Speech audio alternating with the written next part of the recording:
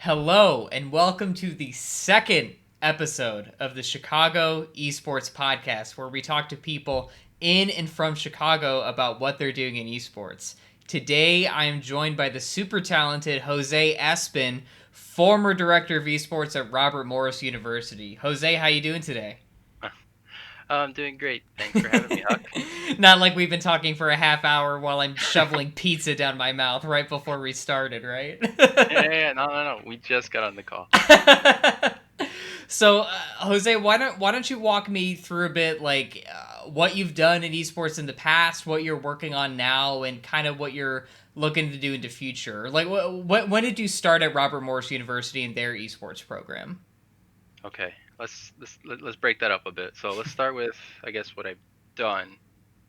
So kind of you mentioned I was at Army Esports, started as an assistant coach, worked my way to manager, then I was kind of that pseudo esports director while we were trying to find someone to find that role, and then I became the associate director.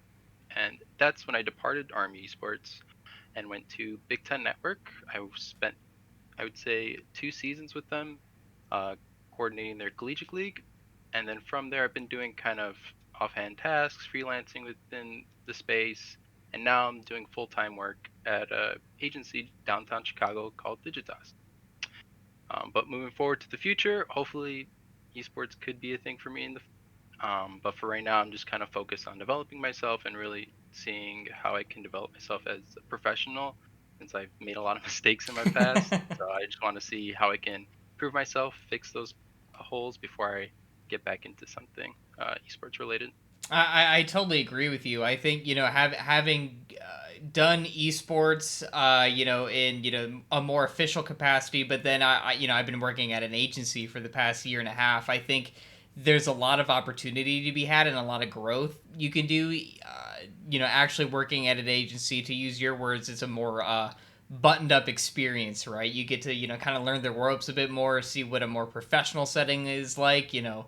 Esports is a lot of things, but I wouldn't put professional really at the top of that list. But you get to kind of learn about more about how kind of the real world works, right?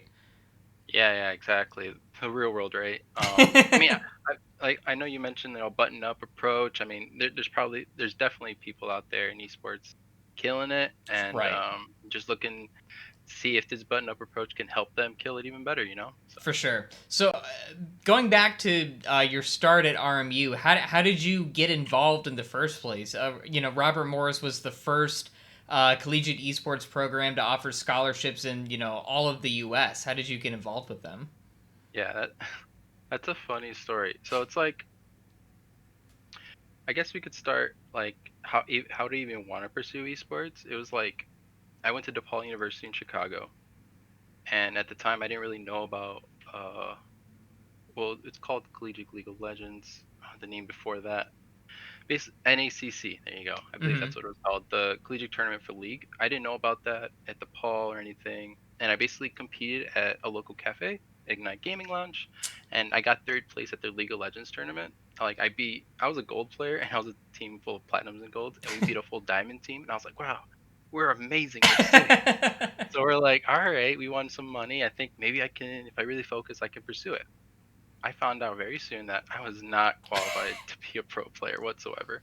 So I was trying to find a way of how do I mix my passion with something I can do at work. Since at the time, it's like my second year of university, I moved out of computer science. I didn't like it and see myself coding all day. Mm-hmm. So then basically I was kind of at a loss. And then randomly on Reddit, I noticed basically a post saying first college esport, I mean scholarships coming out, and it's in Chicago. I was like, wow, that's like insane. Nothing ever comes to Chicago. That's insane. Nothing comes here esports related. So I was like, all right, I gotta figure this my way through this. Off the bat, I knew I wasn't transferring over for a scholarship because one, I wasn't good enough.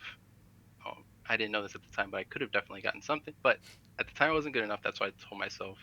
And two, I felt like I spent so much time at DePaul that I should just finish my degree Right. and not worry about transferring. So then my friend, his name's Alex Montiel. Some people know him as Chunk. He applied to Army and made it. And he told me they were doing like a player open house sometime in the summertime, and they were gonna basically walk people through the program, and then eventually take them to Ignite Gaming Lounge, and then play some games and bring them back. That open house, I snuck in basically because again, I wasn't a student, wasn't gonna be a player. Went with my friend Alex, went in, just kind of camouflaged myself as a player, and I was really kind of just seeing who was a staff member. I know it's kind of weird, but it was an open house. It was open to people. It's just if you were kind of applying, you kind of knew about it. I That's when I met Ferris Gansman. There you go. I don't want to butcher his last name. I might have, but that's Ferris. That's when I first met him. I introduced myself. I was like, "Hey, I'm Jose Espen. I don't know much. I watch a lot of LCK. I stay up at 3 a.m. to start. I watch it. That's all I know. But I want to help with the program." He's like, "Sure, just add me on Skype." I was like, "Okay, that was a lot easier than I thought." And that's kind of how that bridge kind of started.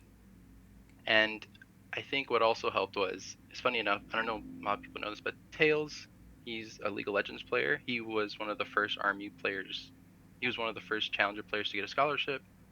Uh, I was funny enough to get matched up with him at that open house because we played games at Ignite, and I don't know if that like helped me like tell Ferris that I'm cool. I don't know. Who knows, right?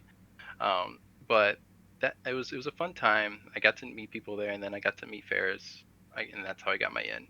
Um, but it was a really weird experience because like I've never coached. Right. I'm a gold level player. All I do is watch a lot of LCK. I had no idea what to do. But Ferris took me in, and we had kind of like our first staff meeting. Um, and I was, oh wait, prior to that, I met Kurt. Sorry about that. So I Kurt reached out to Melcher. Ferris. Yeah, Kurt Melcher. So I talked to Ferris on Skype. He's like, we talked a little bit, and then I think I had to go into RMU and then talk to Kurt Melcher.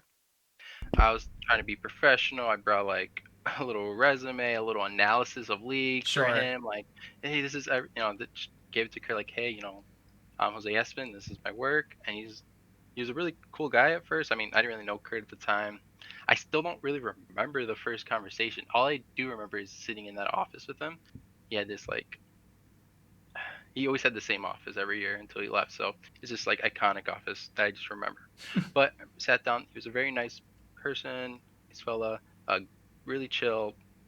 Um, he knew of the game. He just wasn't too into it, but he was like a soccer coach. He knew what it meant to run an athletic program. Sure. So I mean, I just thought instantly like, oh, I have a lot to learn from him. So I was really eager to just try to get in, get my hands wet. I mean, dirty. Sorry, I said wet. Dirty, and just work. And so anyway, so we chatted. Kurt liked me, I guess, and from there he gave me the paperwork, and then I was kind of like a member. Wow. And then after that, we had our first staff meeting. It was Ferris, myself, Jason Greenglass, which was another one of the assistant coaches that started, and also Frost Gurian. I didn't know if I should say her name at the time because I know she changed it, but yes, Frost Gurian. Really? I had no idea she was involved at the beginning. Yeah, it was it was it was a really fun time because again, I didn't know anything, and then you have Jason and you have Frost Gurian and Ferris. They just felt like they had a plan already coming into this, and I'm just like, I have no idea what I'm good at. I remember that they were asking, "Hey, let's all talk about what we're good at and what we know," and then for me, I came up like, I don't know. I just watch a lot of LCK, but I'm willing to do anything to help the team. And I mean, I think everyone took it kindly. But yeah, and then eventually we bring in another assistant coach. His name is Jose Carrasco, same name as me. He was a friend of ours too, so that's kind of how we kind of got that connect because he wanted to get into the action, and then me and Alex told him, hey, just reach out to this guy named Kurt. Maybe he can help you out. And then he did, and he got a position too. So I mean, again, it was like that starting staff was Right. 5 people, and then Kurt Melcher with that. So yeah, I mean, it's kind of a long story. Kind of went off a bit, but yeah, I mean, it was just taking that first step, taking the initiative, making my introduction. I was able to get in. So when you were first forming and taking those initial steps, there's sort of a playbook, right? Because obviously, like you said, Kurt was familiar with, creating an athletic program, managing an athletic program, but for, soccer, right? What was it like forming the strategy behind creating that first ever collegiate esports program? Like, what were the goals you were measuring yourselves against? How are you trying to figure out the priorities to set? Because there wasn't anyone else to really follow. Yeah, again, it was super weird. We were the first program. Like, there's no other program that had a program. Now, I would like to caveat and just say that there were other big esport clubs though that we kind of looked towards. I know Sure. like University of Washington was big. Um, what was the one in Canada? Was it Saints? Saint Clair? I think, yeah, Saint Clair Gaming. I think they had a club and it was big and established as well. I mean, but again, we were the first program, so we had, and again, we didn't look at other clubs. I don't know why, but we definitely should have that first year. There was no like measurement as well. Again, it wasn't a very buttoned up approach. It was just uh, let's have 35 scholarships, and then he told Ferris, hey, can you get the best possible players? And and then that's kind of what occurred. Ferris went out, recruited, got players, and brought them to RMU. So it was like the original roster was Zig, Youngbin, like Shepard, which was Lake. He works at Riot now. Tails, and then did I say Popstar Adrian? No, and then Popstar Adrian basically. Adrian, Yeah. right. So those are the starting five, and Ferris recruited them. And I think maybe that was our measurement of, okay, is this going to be a successful program? Do we have an all challenger team? Good. I think we're good for this year. That's really, I mean, there wasn't like a KPI for us to measure or even for us to benchmark off of. It's not like we worked with administration to be like, okay, let's compare our recruiting numbers to other programs. Mm-hmm. I mean, that would have been a good way to do it as well. But from my understanding, there wasn't. So essentially, I mean, Ferris recruited the five, and and then essentially we had to fill the other 30 spots.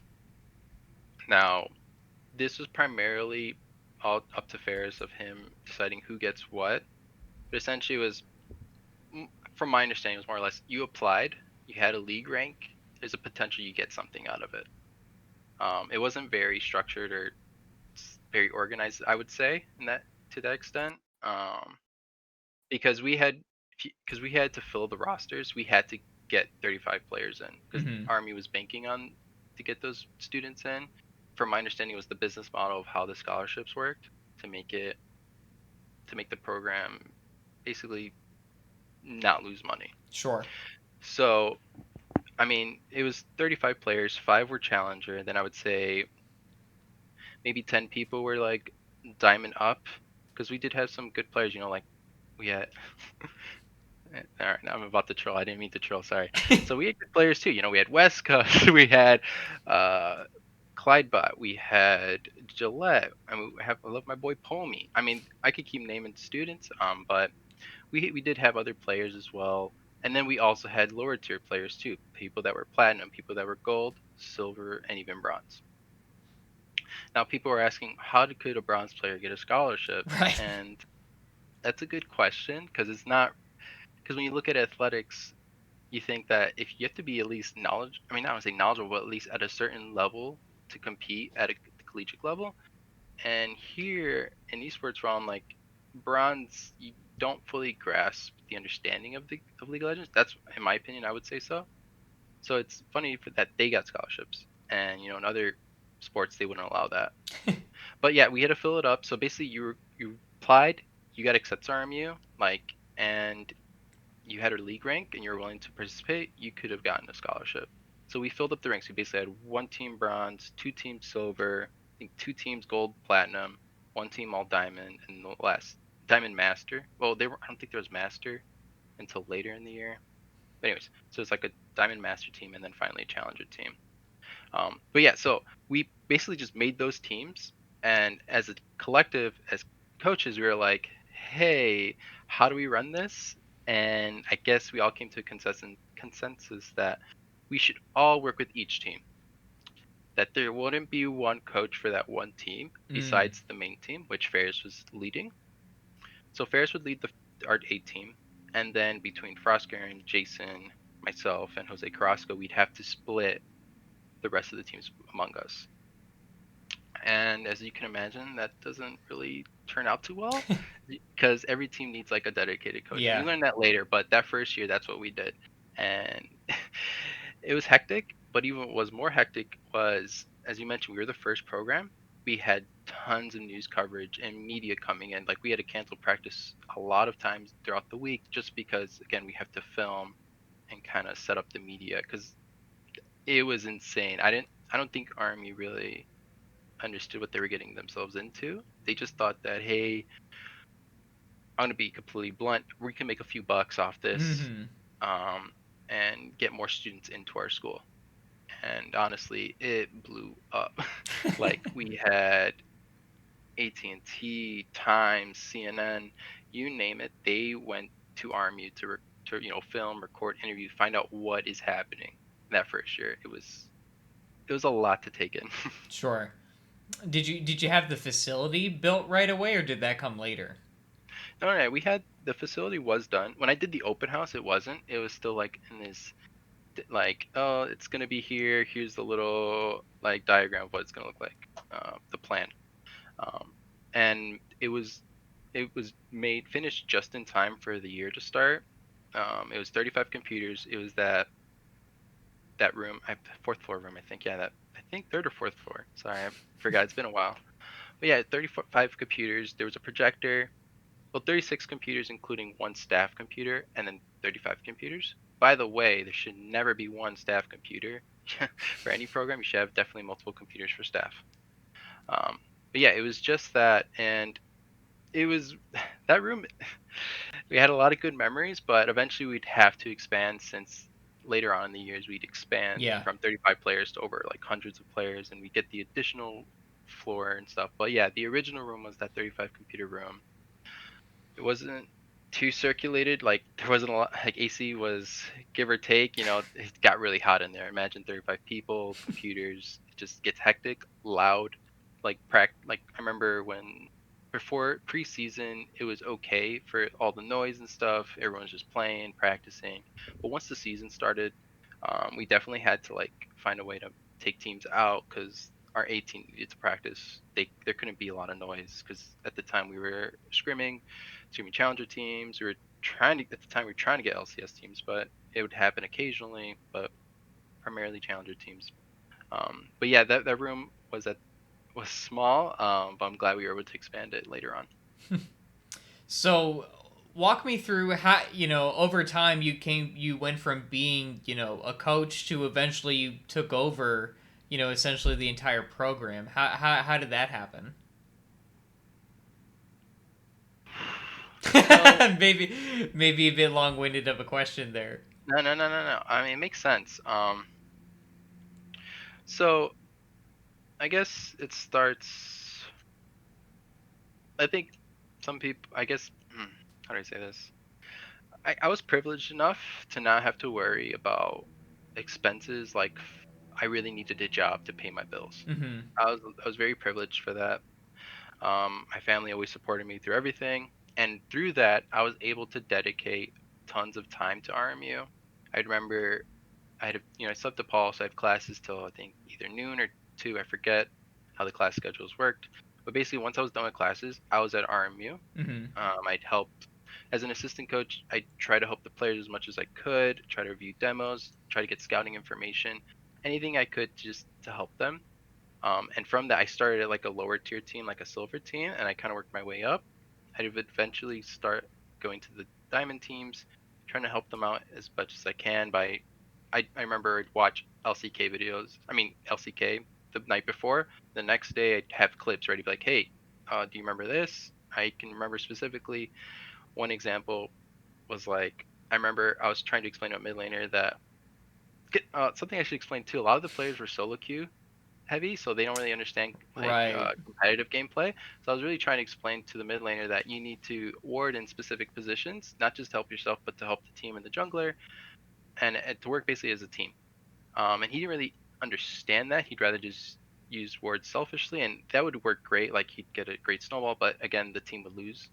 So I remember having like I watched an LCK game and I was like, wow, that this exact play that happened here was all prevented because he had these specific words. So I remember clipping it, being like, "Hey, you should do this," and I showed him, and he got me, and he continued to do that. And ever since then, it's like I knew I could provide value. Like, yeah, I'm not gonna be able to coach challenger players, but I can at least show some clips or examples of what players should be doing. And I guess that's at least some effort, and a player saw that. I think that's the most important thing is that you're trying. Mm-hmm. And again, I wasn't the best, but I did my best of trying to provide the information they wanted or needed to get better. So then eventually from that, I would start helping Ferris manage the scrims for the A team. So I would help find scrims on Skype, scheduling it.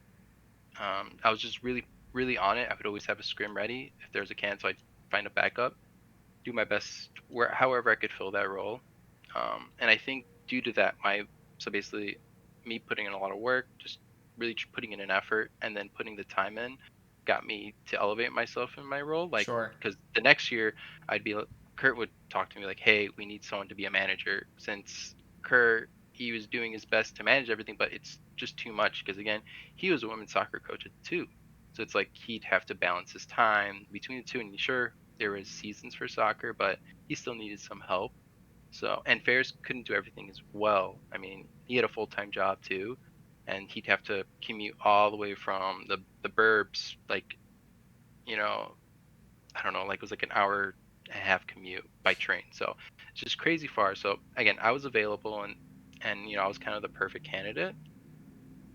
And I'm not saying like I had the skills to do the job. And I look back at it, I definitely did not have the skills. I was not prepared for that responsibility. And sure, there could have been other staff members that could have been chosen that could have probably done a better job. It's just again, I put the effort and I had the time. And time is like valuable for anyone, right? And Right. I had it available. So that's why I kind of got picked for that manager role. And then I kind of elevated from there. I think it was like the year after, like 2016. No, sorry. So I was a coach for 2014, 2015, and 2016. I was a manager, and then 2017 is when Ferris Gansman, I believe he left officially from RMU. He wanted to do his own thing, so then they kind of need someone to kind of step up in that plate. So, and then I kind of was that in between person to figure out how to run the program. And then once we found that director that we really needed, Mike Visnos, he came in a little bit later, like 2018. He took that role, and then I became the associate while I was transitioning out of RMU Right. since I decided that it was my time to get going. So, I guess this would be a good time to talk about just more collegiate in general, and kind of the state of where collegiate esports is at the moment. Tying it to the LCS and to League of Legends, we've seen once again NA has not performed that well at Worlds. None of us made it out of groups again this year, second year in a row. I've been seeing a lot of chatter on Twitter that says that collegiate esports can be that pipeline to help develop this new generation of talent. Do you see collegiate as that path to kind of be like that intermediary between amateur, maybe go to collegiate for a bit, then academy, then the LCS? How do you see collegiate uh, maintaining and helping build esports talent? Hmm. Yeah, I mean, when I was younger, I think I would have said that yeah, collegiate should be that pipeline. I think growing up and kind of looking at it, I think it should be a pipeline, but not the only one. I guess it just has to come naturally. Like good players may come from collegiate and then go pro, but then there's also good players that don't want to go pro that just kind of want to get the college education. But even then, like, what happened to the other players that are like risking like their whole? I don't want to say risking. I would rather say they're putting all their all all their apples in a bucket, right? Right. And just trying to go amateur and try to go pro through that route. If only there was a middle ground. And I don't know if collegiate is that spot, but I'm just rambling now. I'm going in circles. So I just want to say for sure, collegiate, yeah, it could be a pipeline, I think it definitely could foster great talent. I mean, you look at Maryville; they just released their winter combine or compound. Sorry. And I mean, I think initiatives like that are gonna grow talent and create more. Um, I don't know. I mean, I feel like I can't talk for LCS or pro players. I haven't been too into it in this past year or two. I don't really know if there's. I hear people they're recycling players. I don't know. Um, Maybe I've heard words of player salaries are too high in LCS. I don't know. I've heard a lot of random things on Twitter. I mean, it could be our culture. You know, I can't give you a for sure answer, Huck. I know I'm just beating around the bush. I really don't want to say anything that's like official So because it's such a hard question that because again, I'm not. I mean, I would say I used to be an expert, but now I feel like I'm a little out of the loop to really determine what is the right way. so breaking it down a bit more then. So let's look at collegiate from the perspective of like, can colleges, specific ones like Maryville or UC Irvine, could they realistically be a talent farm for, an LCS team? Let's say Maryville develops a formal relationship with Cloud9, where, maybe Cloud9 comes in and does seminars, helps train talent, works with the coaching staff directly, and then, C9, through a benefit of that, they get to sit through scrims, watch talent, identify talent, and maybe, have them have first right of refusal for tryouts or something like that. Do you Yeah, do you see something like that?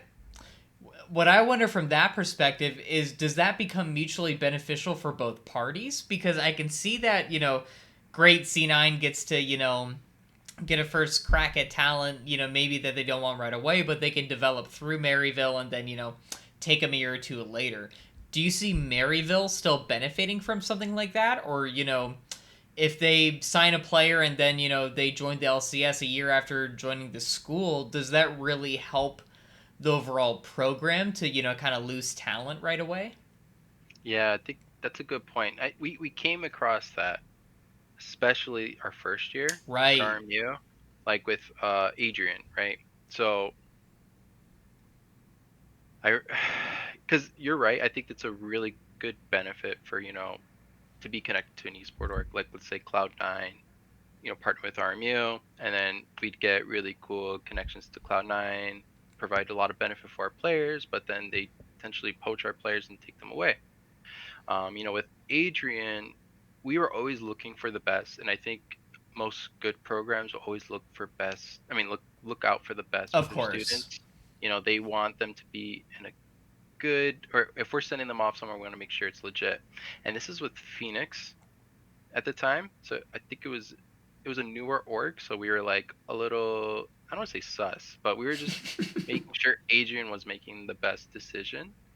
I knew that, you know, because I wasn't close, but I did talk to the players a lot, you know, with Tails, Shepard, Zig, and I mean, I'm not putting words in anyone's mouth. I'm just saying from what I remember was that Adrian felt that maybe we weren't looking out for the best of him. We were just wanted to keep him, and Mm. that's never the case. I know Ferris was trying to help him make the best deal possible so that when he went off, he was safe. I know his parents they supported him and they just wanted to make sure he wasn't going anywhere weird or they were gonna take advantage of him. Yeah. So we were trying to be that person in the middle. And I think that's where collegiate can shine. Where let's say for Maryville, if one of their players get picked up, they can make sure that this isn't some random org just gonna toss the player out. It's gonna be a good deal, right? It's going to make sense for them to pause their education and go forward for this. So I guess I can go back to your original question that college could be a great pipeline because we can help in that aspect since parents they don't know much about it and the players they just want to get signed. So it's like they don't know what is a good or bad deal and collegiate can be that person that helps. So I Right. mean yeah, I could definitely see your point of there's a lot of benefit for the org than the college.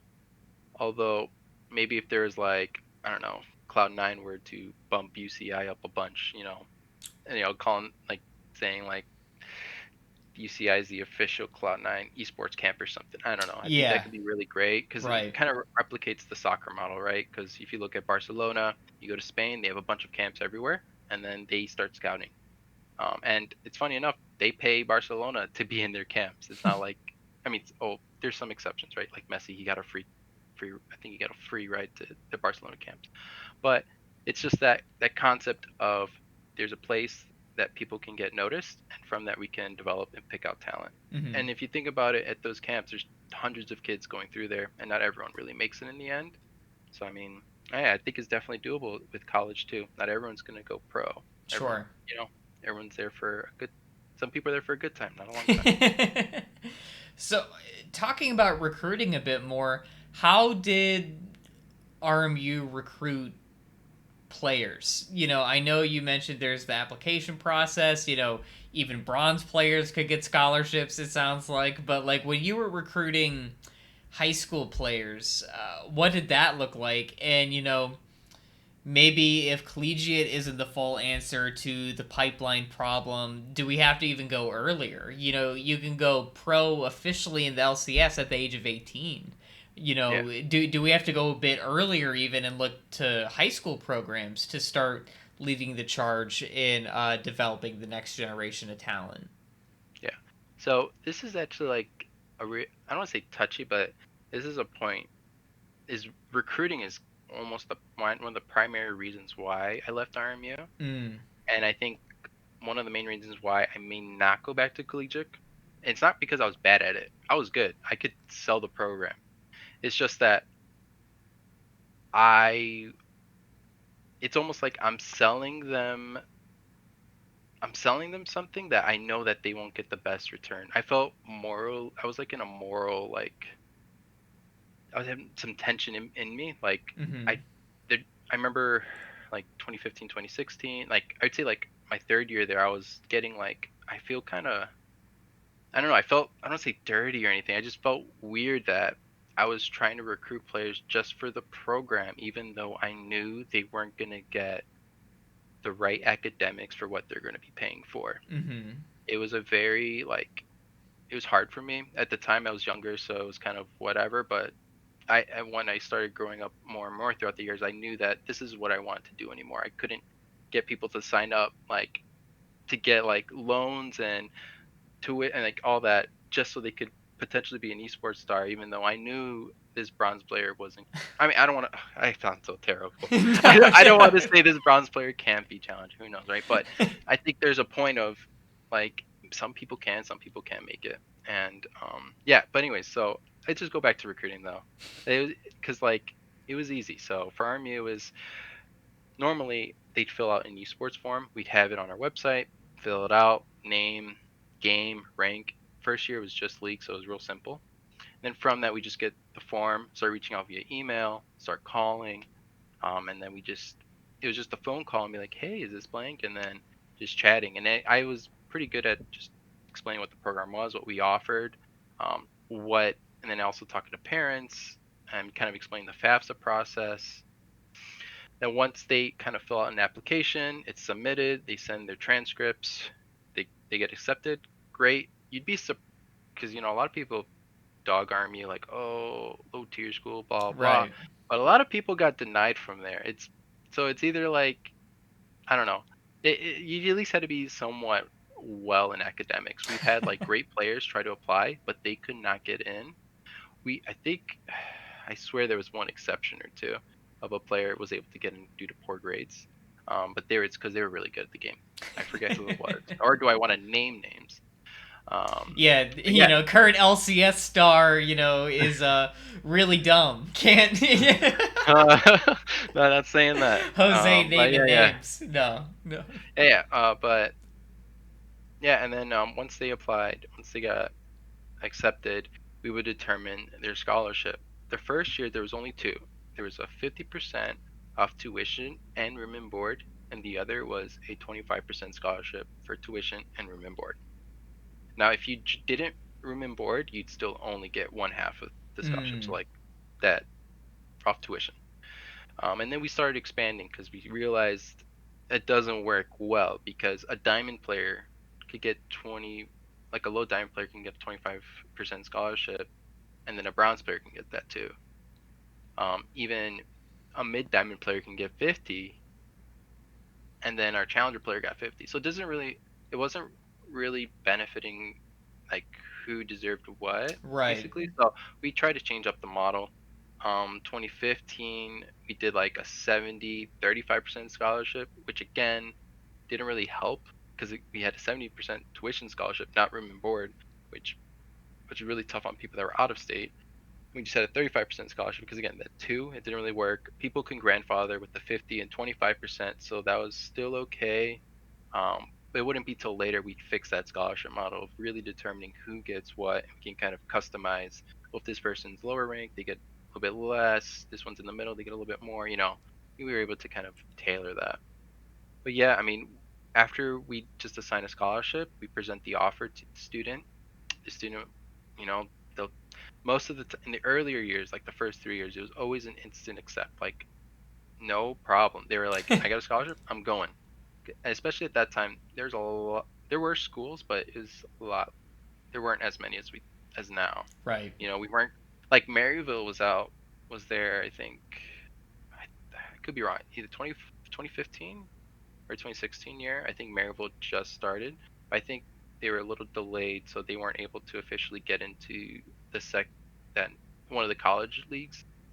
Because I remember, like, if they were there, they would have probably smoked us. But good thing they weren't there, so we were able to kind of make it to the finals.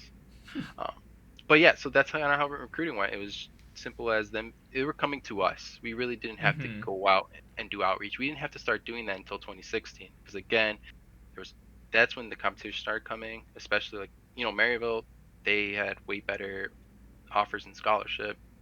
Um, and so like getting top players is a little bit harder if Maryville gets to them first. Uh, I feel bad, but I'm blinking on the other programs, and I feel terrible because everyone's done such an amazing job in the field. So I want to give their recognition, but I just can't remember off the top of my head, so I can't tell you who else we were competing with scholarships. Sure. I'm sure But UC Irvine was one of them. Boise State University is another strong program. Harrisburg has really grown in recent years. I mean, frankly, it's amazing how many programs have really stepped up in recent years. And, most of them now, too, have professional experience, which I think is very mm, interesting. Maryville's program is run by Dan Clerkey, also runs E United. Harrisburg is run by Chad Smeltz, who used to work for an LCS team and has Coach X Special, who was the support player of TSM and Liquid for quite a few years. So I'd love to get your take on this then. So, okay, maybe, collegiate can be the path to pro in some circumstances. Maybe it's not the catch all like it is in professional sports, but what about the reverse? So, what about, people working for a bit in professional play, be it as a coach, a manager, or even a player? And then they decide they don't want to work in the LCS anymore or pro play because of the hours or whatever it might be, and go back to university to complete their degree. Do you think we might see more of that? so it was like Nintendo and Columbia College, right? My boy Nintendo. Yes. Oh, from Yeah, my yeah. days at Team Fusion. Yeah. I remember. Yeah, I remember when that was announced, and at RMU we were like, "Oh no, no, no, we're shaking. We're no, we weren't scared. Not that we weren't intimidated by him. It was just more or less we knew that we had a strong roster and pro players. They bleed too. They're human. Yep. Um, and not everyone's perfect because it's a team game. But I mean, definitely there's people that can solo carry. But we won't get into that. But yeah, I mean, I could definitely see pro players going into collegiate. I mean, definitely if the offer is there, sure. Although at the same time, I feel if you're at a caliber that you could play pro, I don't think they're gonna want to give that up just yet. Yeah. But at the same time, yeah, I could see people doing that. I definitely see more pro players going into a coaching role, like kind of like what X Special did. I think that can go really far, since if you ever try to coach like a challenger player, like you need to show that you need to show them that you know your stuff, Mm-hmm. and if you kind of start messing up, they won't really listen to you. So Yep. being a pro player, having that stature, having that reputation, that can go a long way, especially making that first impression and making sure you have that right culture. Because, if a challenger player starts controlling the team, because again, that staff member can't control them because again, there's a respect thing, but then the knowledge gap and them not learning from that person, the whole team's going to start leaning towards that challenger guy that's leading them. Which again, it's good if it's not bad, man, and been a bad influence, but it can definitely go that way. So I mean, yeah, I definitely feel like pro players should think about that option, since I mean, yeah, who wouldn't? Why not? If you go into a good university, if you're studying, I mean, who knows? Maybe you can leverage that to a different career in esports. Um, yeah, It's interesting that you mentioned a one single player kind of dominating the conversation or dominating the strategy or organization of a team. Did you find that to be the case? You know, we hear about that happening at the LCS level all the time or in other pro esports. Did you find that to be the case? Maybe not necessarily naming names of that happening at RMU, but did you hear that to be the case of other college programs where one player was kind of just dominating every sort of conversation due to their talent? yeah. I won't speak for other programs, but I will 100% say that that's what happened here at RMU.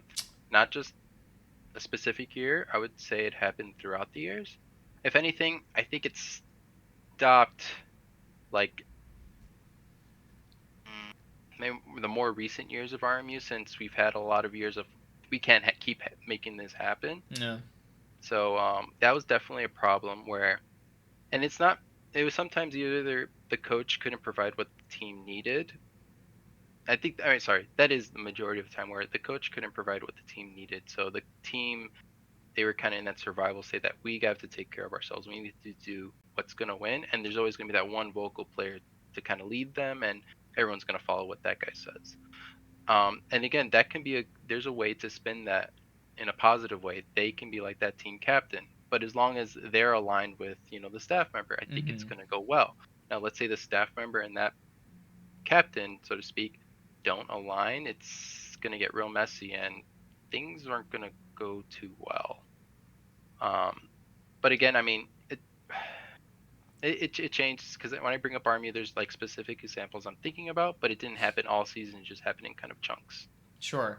But so when I think of and I mean it's hard to say this for sure because this happens at the pro level too, but I imagine that when you think of collegiate, you'd think there might be more structure in certain instances because if a player doesn't perform well, be it from a competitive standpoint or maybe even from a behavior standpoint or academically too, they could theoretically lose their scholarship or even get kicked out of the program. Do you think that there wasn't enough incentive for good behavior on these collegiate esports teams? I again, I won't speak for other programs, but for like RMU, I'd say our early years, I would say we were more scared to bench our best players, like Mm. because we were so focused on trying to win. I think that's what kind of crippled us. And like, because I know first year we got second, second year we got second, and the third year we got third/fourth, I believe. It's like, and I always thought this too. It's definitely the culture of how you kind of and the environment you kind of grow these players in the team is really gonna determine that little bit more, that last inch you need to win. Mm-hmm. Like the first 2 years, even the first 3 years, I would say we had the talent to win first. I think the second year was our closest to winning first because we took a game off UBC. Unlike the first year, we weren't able to take a game off UBC, and it's like and I saw it there like that year, that second year, it was more team chemistry rather than individual talent. I could be wrong, anyone can question me, but that year it was like Boston PAX East. I remember vividly. I was in the crowd. We won the game one, where I was like, maybe this is our year, and because I remember they were all. I mean, sure they weren't. Sometimes there's arguments, but they were best of buddies. They trusted each other.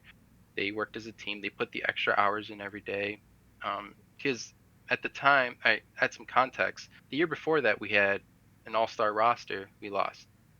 Few of them went amateur. Few of them, and the other left. We kept one player. His name was Mini Bestia. So with Mini, we filled in the rest of the talent with, I believe, huh? Maybe we did have plus one new student. I believe there were. I think it was like Mini, Evan RL, West Coast Carry, Pomey, and Gillette. Yeah, I think that's what happened. Evan RL came 2015, 2016 year, I believe. So they came, and again, they could have won it. And again, they had the chemistry, they had the right environment to make sure that they could have won the finals. But again, they kind of fell short. But just to reiterate, yes, it determines how you grow these players is really going to determine how well they'll do when it really matters. Because once they start losing and then their mentality starts breaking, they just kind of self-destruct. Yeah. That's kind of what happens. So how do you go about creating that culture? What is, what are the I guess that, maybe nobody's really cracked the formula on that yet in esports, I would say particularly well. But I mean, what does that look like? How do you foster that? How do you create that? How do you create the right incentives for players, coaches? What does that look like? I guess for sure. I mean, I don't want to pinpoint to things. I mean, clearly, I mean, I bring this up, but Maryville they have some kind of equation down, and it's working for them. But if I had to imagine, I mean, first, definitely staff members have like they're a leader, and they're not kind of sidelined by the players kind of coaching through the team. So for sure, there has to be some type of infrastructure, right? There has to be the main coach. I mean, it doesn't have to be a challenger rock star, but they have to understand the game to provide information. I mean, Mm-hmm. provide insight to challenge. I mean, to the top players so that they can benefit. And then you kind of brought up this whole you can just bench them, and I think that's part of being like that structure of having expectations, and if all the players follow the expectations, they'll hit that golden standard, right, of being what they expect to be. So I'm just rambling, but I would like to say that definitely setting expectations so that every player abides by it, and if someone slips, you have to punish them for that. That's something we didn't do in the early years that we should have done that could have Mm. probably won us a championship. um, I mean, I don't want to like get into nitty gritty because I could just keep talking, but I just really want to focus on that is setting expectations. That's even something I've learned in agency life. It's like you set expectations to client. They'll, I mean, it sounds lame, but if you, as long as you set it and both people are on the same page, you can only succeed from there, in my opinion. And I feel that applies to in game as well. You set those expectations for practice. You're here on time. If you're going to be a total toxic player, you're going to get benched. Or if you're benched for X amount of times, you're losing your scholarship, right? Mm-hmm. I mean, yeah, I don't want to keep going on about it, but yeah, it's just expectations are so important. Right. But how about you, Huck? What do you think? Ooh. Gee, I don't think my experience running a team in a 2015 a challenger team, or I didn't even make it into the challenger series, really provides me with that much experience. Side note, I'm pretty sure we scrimmed you guys quite a bit back in Oh, that fall of 2015. But I found myself struggling with the same issues that you did, where I really struggled as a manager to really put myself into the player's shoes in the right way. I think that I would always put myself as like, okay, if I were someone that was given the opportunity to you know they brought me into a gaming house right away. They're providing me with a coaching staff. They're offering me potential equity in the team. Like I'd be working hard and performing well every day and doing whatever I could to make that happen. And that was me impressing that onto the players. And when they weren't behaving that way or behaving how I thought I would behave in that instance, I got frustrated and didn't really know you know, what was I supposed to do? I couldn't really, I didn't really have repercussions in any way because they all lived in the house together, so I couldn't fire someone, because they still live there. I couldn't really afford to buy plane tickets to send people home and bring new people in all the time, so I felt kind of stuck with who I had. Um, yeah, yeah. You're giving. Yeah, it's like the players have a power over you. yeah. That's what happened too at Army. Like I would say, I don't want to name a specific year, but it was like they were the best player. Like we if we benched them, basically if we bench one, the other players would be like, I won't play unless that person plays. Mm-hmm. So that means we lost the whole roster. We'd have to fill in a new team. Right. And honestly, maybe we should have just done that. Been like, hey, you know what? It's whatever, but it's the integrity of the program. And I think that's what, kind of pushes pushes that environment to the right way, because then you'll find the players that want to thrive in that environment. They'll probably get better results. Yeah. I Yeah. go back to this analogy a lot when I think about pro players and talent, and again going back to that conversation of developing that next generation of talent, where that sure there are still problem players that you encounter in the NFL or NBA or whatever it may be, but for the most part all of these guys and obviously women in the WNBA and Major League Soccer and stuff like that too, they've been playing that sport and being on a team since little league days, right? They've been on a team and started to become familiar with a team dynamic, being coached, all of those things, showing up to practice since they were 4, 5, 6 years old. Yet Yeah. esports talent, for pretty obvious reasons, these aren't the kinds of people that are necessarily going to they weren't playing on their high school basketball team, or haven't been playing touch football since they were 6, 7 years old or whatever. For many of them, this is their first time ever really being on a team and like experiencing that team dynamic, and I think that kind of exposes itself in a nasty way when you try and start managing these esports players and trying to get them to adhere to a schedule, trying to, get them to play more in a team dynamic as opposed to playing, for solo, because for their whole lives they've been playing solo. Even when in a team game like League of Legends, they got to where they are today because of solo queue, right? You play so much more selfishly in solo queue than you do in pro play. And I think we need to start fostering talent at a younger age and getting people more used to that team dynamic in a professional gaming setting at a younger age. If the U.S. ever wants to hope to compete on the international stage again in a way that is significant. Yeah, I could, like, at RMU, sure. I mean, there were tons of people that did not have any experience in that team environment, like being coached, like at an early age, like through sports. But you could tell who was based on like their attitude towards you, Yeah. right? I like to put one person out there, and I'll name like Zig. He did hockey when he was younger, and honestly, one of the nicest guys. He was very respectful. He knew, like, we set an expectation, he would meet it.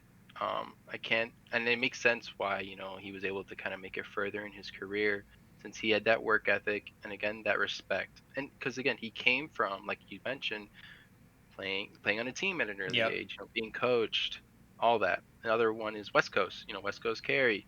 He also, I believe it was football. I could be wrong. Oh man, West Coast. My bad.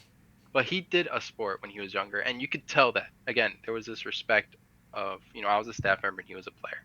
Even though, yeah, we would mess around and stuff. But Right. again, he knew what the line was. And there were some players that, that wasn't even a thing for them. I mean, but that's like a whole another beast to talk about. But something you did point out is like face-to-face interaction. Like, people aren't used to being on a team, and that was something that we had to kind of tackle at RMU. It's like we got all these players in the same room now, not different genders. How do we like get them to work and communicate effectively in person, because Yeah. everyone's used to typing? So what would happen was, if there was an argument, disagreement, they just wouldn't talk or wouldn't want to talk about it, and then just start typing a storm later on at night. Mm. And then we'd come back the next day and like, all right, so this just blew up even worse now. So it's, there's a lot of things that I think, like you said, that if we develop at an earlier age, we can avoid these stigmas and issues. Like, I know I mentioned that in the early years people would come to us for recruitment, but I think 2015 we had our first high school tournament, and that's when we started bringing high schoolers in to compete, and we continued that moving forward of Mm-hmm. like this is a new way to recruit. I could tell you we recruited players that were they were freshmen that 2015 year, I believe. One, two, three. Yep, you were freshman 2015 year. This guy was named Mer Jerry, diamond player, and I'm not even gonna lie, we would recruit him in 2018 because he got challenger the 2017 year, I believe. Yeah, Wow. maybe he was a sophomore. I don't know, but he was a younger age, and it's just like we were able to kind of like foster that talent by just creating the event, Mm-hmm. and then he just like in his mind thought RMU when he was thinking college because he's Right. been at our tournament so much that he wants to go here. And I mean, I think that's like a great event that every program should be doing if they haven't been doing, like doing high school tournaments. Heck, I'd love to do like middle school tournaments. I know that sounds like a big like you know just legality part to it, but I think there's way to like foster that talent at a young age because again, there's a lot of issues that people kind of learn from just growing up, and they just need time to be in that environment and then understand, and then once they're at a college level, they'll be a lot more ready to Right. compete at the high level. And I think that ties into as well. We don't really see these issues come up as much with European or Asian teams, Chinese and Korean at the big international level for the LCS or for League of Legends teams at least. And I think that again ties into that being accustomed to not being the number one priority at all times. They talk about culturally that in Europe, but especially more so in Asia, it's not about the individual, it's about the collective, and it's about the team and what's best for the group of people, not the individual. And I think professional sports teams, definitely foster that within their own cultures in the U.S., but we don't see that as much in other cultures within the US. I feel, whenever we talk about business, it's always about, the solo entrepreneur that, quit school and went out and grinded for, 80,000 hours and now, is a bajillionaire, and it's all because of what this one person did. But, you Mm. succeed far more often if you go together, and I think that's far more ingrained into uh, Asian and European cultures than it is in the American culture. Yeah, I mean, I don't like to get political, but you see the anti-mask people, like, it's just that collective thing, right? People they wear the mask because again, caring for others. If they don't, I mean, it's just more, on them, right? Right. They know they're okay, right? But yeah, I totally agree with you on that whole collective. Because if you think about, I know it's kind of weird, but if you think about board games, Monopoly is America, right? You have to get that money, rob everyone, take their properties, you're good. Evict And them, then yeah. evict them, send them to jail. Yeah. Yeah, or hide in jail and just collect rent. Yeah.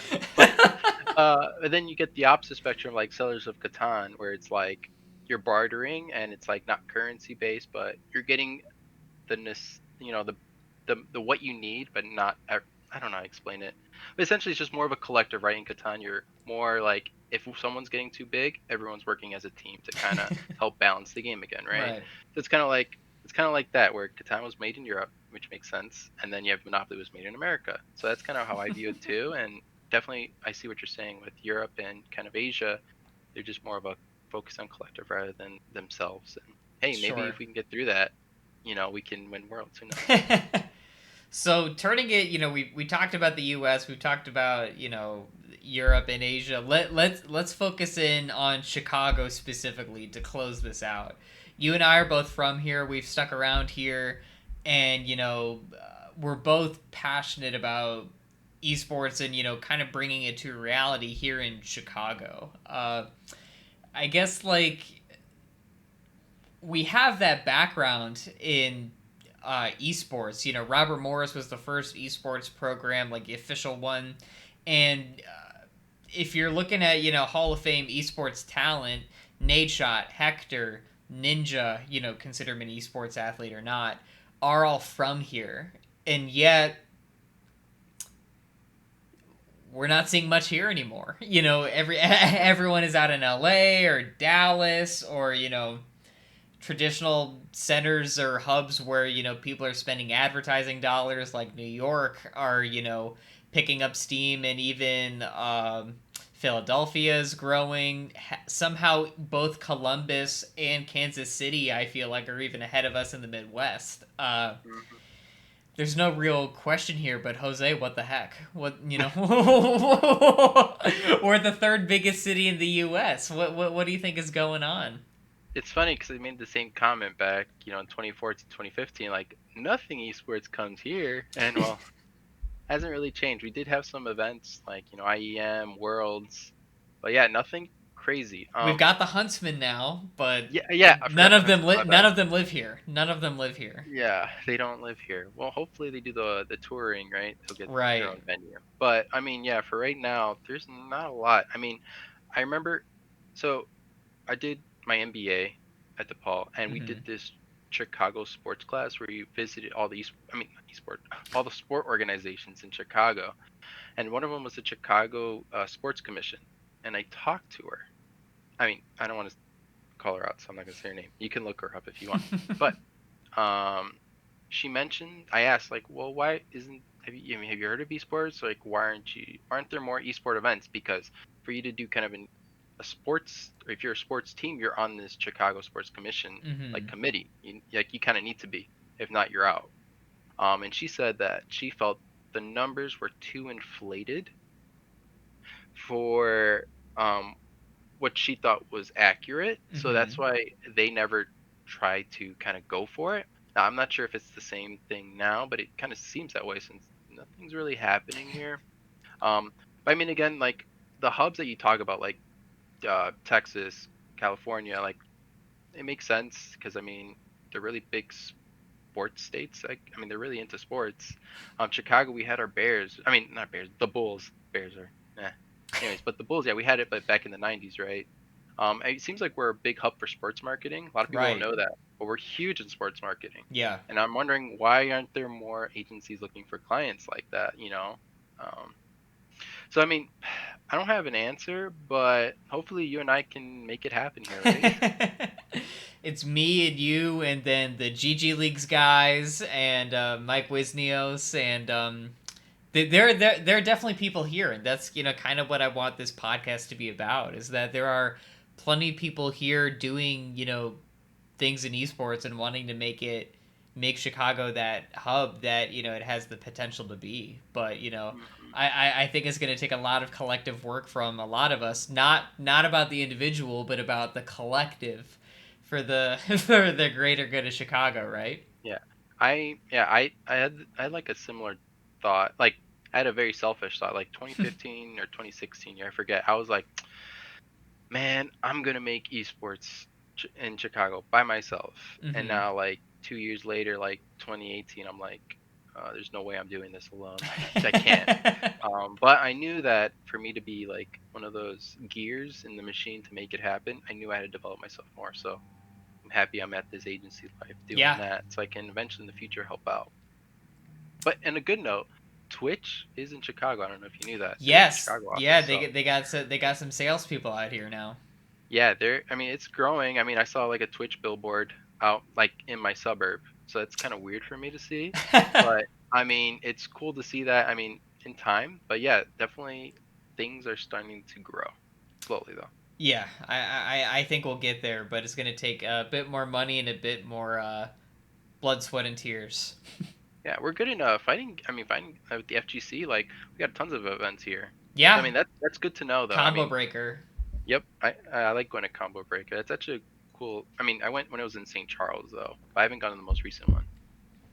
And I point, and because St. Charles is in that direction, by the way. Yeah. That point through my closet, Yeah. awesome. Well, Jose, really appreciate you being on. Thank you for helping to grow the Chicago esports scene, and thank you to the listener viewer for tuning in. We'll see you next time.